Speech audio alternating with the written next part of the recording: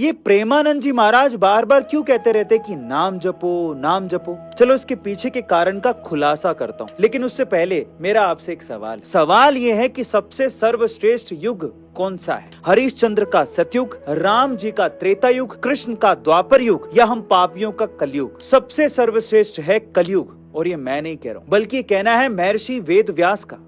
हुआ कुछ यूं कि एक बार ऋषियों की सभा में चर्चा हो रही थी कि कौन सा युग सर्वश्रेष्ठ है। कोई सतयुग बता रहा था, कोई त्रेता युग, कोई द्वापर युग, लेकिन कलयुग का नाम किसी ने नहीं लिया। अंत में यह तय हुआ कि समस्या के समाधान के लिए महर्षि वेदव्यास के पास चला जाए। जब सब ऋषि वहां पहुंचे तो उस समय महर्षि व्यास गंगा में स्नान कर रहे थे। उन्होंने जल में जैसे ही डुबकी मारी, ऊपर आने पर जपने लगे, कलयुग सर्वश्रेष्ठ है, कलयुग सर्वश्रेष्ठ है। सब ऋषि बोले कि कैसे, आप कलयुग को सर्वश्रेष्ठ कैसे मानते हैं? तो व्यास जी ने कहा कि सतयुग में 10 वर्ष के कठोर तप के बाद जो फल मिलता है, वही फल त्रेता में मात्र 1 वर्ष के कठोर तप के बाद, द्वापर में मात्र 1 महीने के कठोर तप के बाद, जबकि कलयुग में केवल भगवान के नाम जपने से ही प्राप्त हो जाता है।